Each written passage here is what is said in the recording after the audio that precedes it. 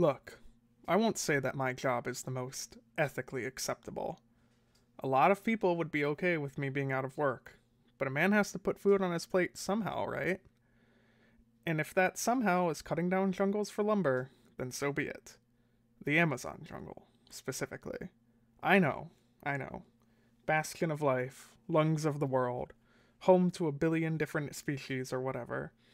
But I didn't care about any of that. My job was to survey the area, bring back a report on how it looked to the boss, so he could tell his crew what trees to cut, and then I got to go home and eat some shitty food and watch TV. Pretty much every job in existence. Get up, do the work, go home, on and on for 60 years, and then maybe you will get to retire and sit around at home doing nothing until you die one day. Yep, I was down for that plan. It sounded pretty good to me. Until the flesh tubes. I didn't do the surveying alone, of course. That would be insane. It was a small crew.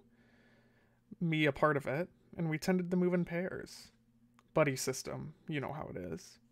Don't want anyone getting lost. That might cost the company profits. Wow, am I being bitter right now? Then again, it wasn't exactly the lap of luxury. You're allowed to complain about your job. That's not against the law. Right. Anyway, the survey. It started off like any other check. See how the plant growth looks, see what height the general tree population was, check for animals, clear out said animals, yada yada. Actually, most of the animals ran away long before I got there. The sound of the machines at the areas we were already harvesting usually scared them away. So, mostly plant surveying. My buddy was checking out on the other side of our zone, seeing what was up. He was... Fuck. I don't remember his name. That's messed up.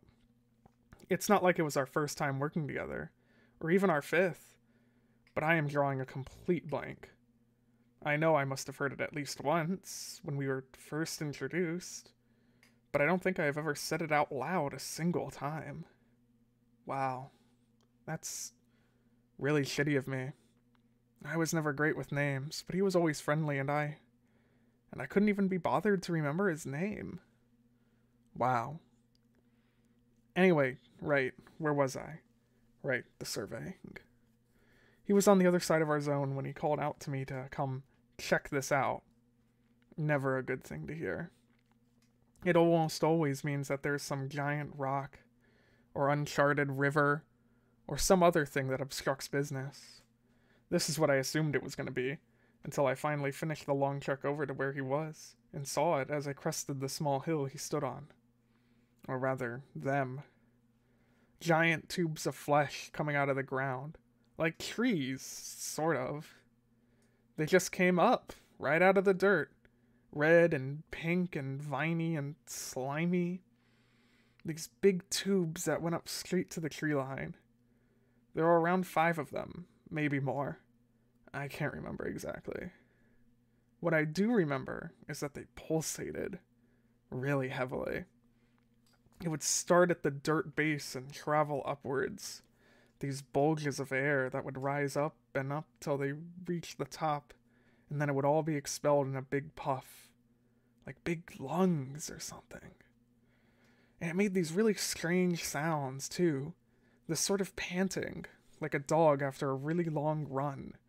Except the dog is 40 feet tall and skinless and covered in slime. Maybe not actually that much like a dog. Noticeably, there was very little plant life around the base of the tubes. Just a few scraggly weeds. We just sort of stood there for a minute, taking it all in. There was nothing about something like this in the employee handbook, I'll tell you that much.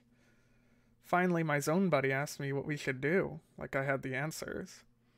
After a long moment, I was going to say we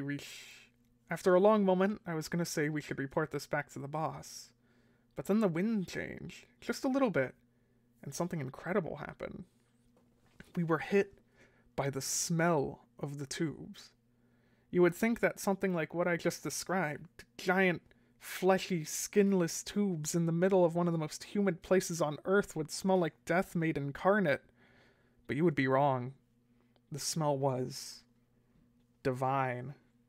It smelled like popcorn and pizza and hamburgers and mom's home cooking and perfectly cooked ribs and chocolate and a million other incredible things.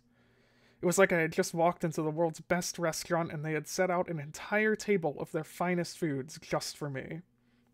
My eyes and ears were telling me that I was still in that hot, damp jungle, standing just a few feet away from these nightmare tubes, but my nose insisted that I was somewhere else entirely. I closed my eyes, just for a second, so I could really take in the smell.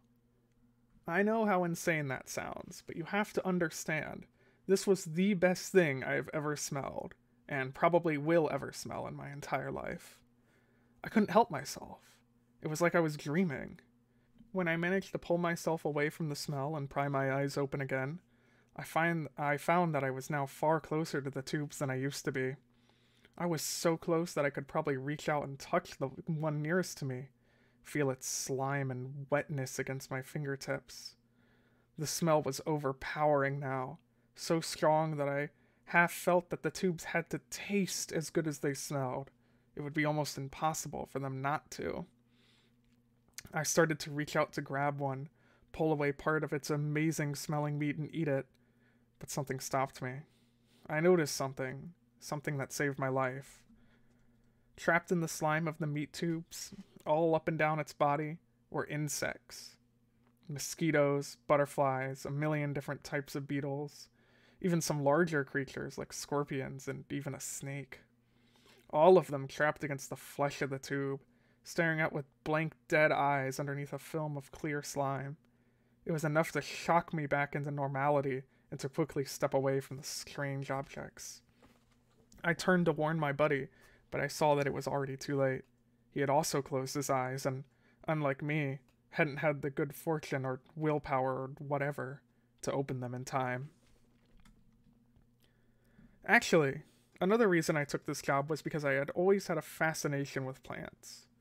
I always thought they were interesting, how they were alive but not really, not in the same way as us, as animals. And plants were so varied too, from tiny clovers to giant redwoods.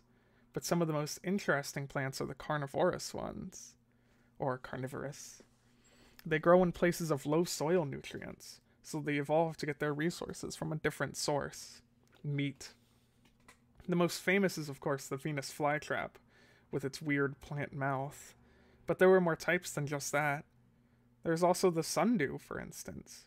This plant attracts insects to its main body by secreting a sweet smell, similar to a flower or some such. But when a hapless insect lands on it, expecting a nice treat, they find themselves glued to the plant, unable to move away.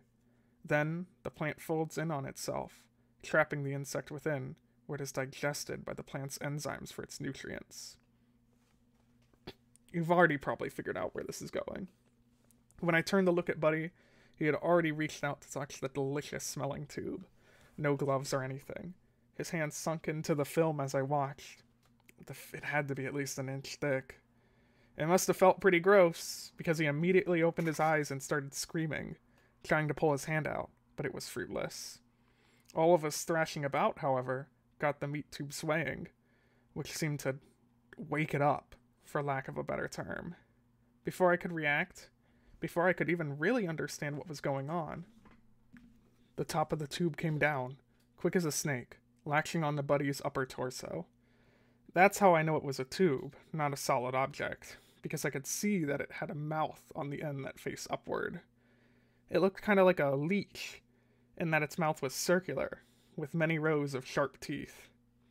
In two fluid motions, it pulled Buddy up into itself and swallowed, and I stood there and watched, as a lump that used to be my coworker slowly descended down the flesh tube, until it finally reached the base, where it went into the earth. I realized that I had fallen flat on my ass, and I stood back up, keeping a wide berth from the things, never taking my eyes off them. They just sat there, gently swaying despite the wind having stopped, smelling irresistible. I turned and ran then, screaming my head off, but not before I noticed one last thing.